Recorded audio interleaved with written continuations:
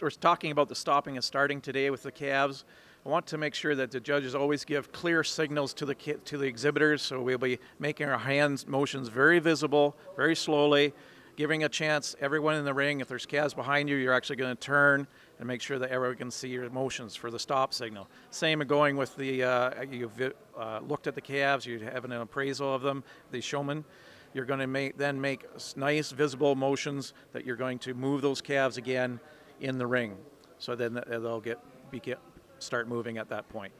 So with the stopping and starting, one of the things that we're looking for is the proper spacing when we're asking them to stop. So we generally would like to see about the length of the calf, or at least 5 to 6 feet spacing between the calves, so that the judge has the opportunity, can move cleanly around those calves without being crowded.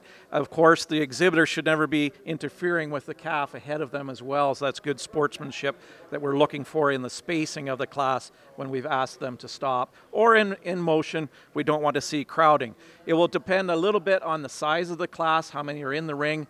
Some large classes, the spacing might be a little bit tighter, but there always should be about 5 feet, at least for the judge to go between the calves if necessary. Okay, so we're going to talk about the spacing of the show person relative to the calf. So in this example, we're looking for just a bit of an angle to the show person's elbow. They're leading the calf.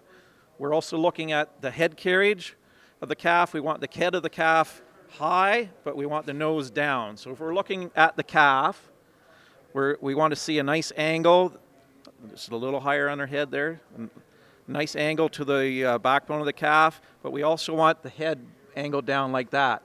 If we had head carriage where the head was too high, the nose was too high, put the nose in the air, we see how the forehead of the calf flattens out as parallel to the ground. So we want to keep the nose down. It gives the calf a more stylish appearance.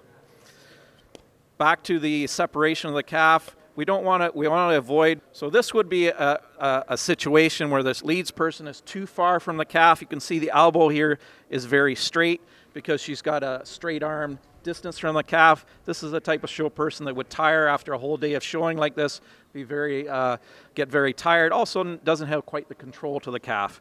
The other situation we might want, this would be the other extreme where we have the separation from the lead person to the calf. This leads person is too close to the calf and doesn't have quite as good as control at this point as well. So just a nice distance from the calf, a nice comfortable elbow, the calf's head is high and the nose is down. Okay, so we also want to talk about this having a nice 45-degree angle to the calf so we can see the calf, we can also see the judge, and we can see the calf. If we get a little bit too straight in front of the calf, then we're looking over our shoulder to see the judge quite often. It's much easier to stand just on a little bit of an angle, but at the same time, we don't want to be flat to the ring like this. Okay, so about a 45-degree angle. You can see her body is about 45-degree angled back from the calf. And you also notice the exhibitor just has the head turned, when we ask them to stop, just has the nose of the calf turned slightly, just slightly into the judge. That gives the calf a more a lot more breed character and style from the head when the nose is tipped towards the judge just a little bit when they've been asked to stop. Okay, so we've asked the exhibitors to stop here, and we're looking for the correct placement of the feet and legs. When we've asked them to stop, we've given them good signals. We like to see the exhibitor know the faults of their animal and set them up quickly, but correctly is the most important. Get it done correctly. So we'd like to see the front feet of the animal fairly straight, and what I mean is fairly that way together. Maybe just ahead a little bit with that one. If they're fairly close, that's fine. Most importantly is the back feet. And what we're looking for here, the back leg closest to the judge should be always back. So when we're talking about the spacing of their legs, we're not talking this spacing, we're talking this spacing, and that should be ideally 6 to 7 inches. Of course, depends a little bit on the size of the calf. So we're fairly close there. Perhaps could be just a little more. The far leg could be ahead just a little bit more, but we're not too bad. So on the back legs, we're looking for that 6 to 7 inches between the leg closest to the judge and the leg on the inside of the heifer. We're also looking for an angle down from the hock down to the ground. We know that we don't want the angle of that leg to be back like that. That would mean that heifer, that leg is stretched out too much. Another point you can look at is coming down from the pins, but I like this angle here. So if it's straight down or slightly ahead, we find that fits this heifer just fine. Because this heifer is just a little bit softer on top, we want to make sure that those feet are underneath, well under this calf, to create a stronger top line as well. Okay, another item that we can make decisions upon when we're doing the stop and starts is the posture of the exhibitor, whether they're slouching down or standing up with confidence, with good control of the calf. This is important and can easily be done when you're making your stop and start signals. When we're doing our stops and starts, we want to be fair to all competitors, that they're having an equal chance. So when we do 3 to 4 stops and starts, it will depend on the size of the class, how many exhibitors you have, but generally 3 to 4 stops to starts when the calves are all in the ring, and you can make some, always from a distance is the best time to make lots of decisions. You get a very good overview of the spacing in the ring, a very good overview of the posture and the spacing between the calf and the animal.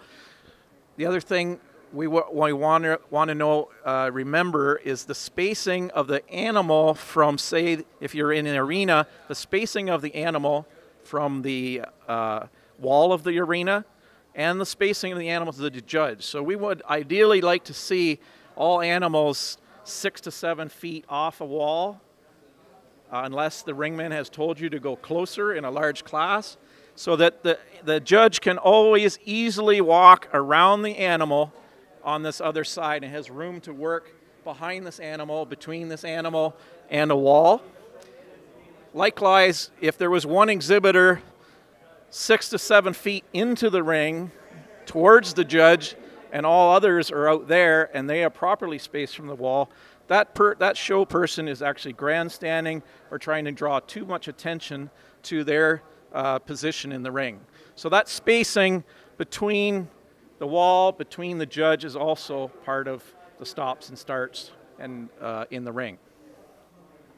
The other thing we want to just be a little bit concerned about is when we're making our stops and then going in for the close appraisal or that technical analysis, looking at behind the calves and what they're doing in closer, we want to make sure that we're not stopping and going in and doing that close inspection near an exit point or an entrance point or perhaps a bad corner. We want to be fair to exhibitors, that they've had a chance to, we've gone in for that close inspection in an area that is very workable. So what works very well is if you have a long, say the longer length of the ring that you're working in, if you can look at 4 or 5 calves in that area, go in for the close inspection and do that for 4 or 5 calves, then step back and then make a motion and move your ring so that you've brought in a new set of calves into that ideal location. Then you would stop them and then go in and make another close inspection in that area that's very workable and fair to those exhibitors. Works very well. With that, the last portion we just talked about, working in a general area like that, of stopping them, going in for close inspection, and doing a group of calves, then walking back out, that gives you a chance to quickly observe what's going on in the other areas of the ring, if those calves are set up properly or the leads persons are attentive. It also, you get a quick view, then you can motion and bring in a new group, and what this achieves is you're actually working with different groups of exhibitors in an area. It saves you footsteps. It's going to make you less tired. If it's at a big show, you've saved yourself a lot of walking around the ring. If you can bring the calves to you, it makes a little more sense than you going completely all around the ring, class after class.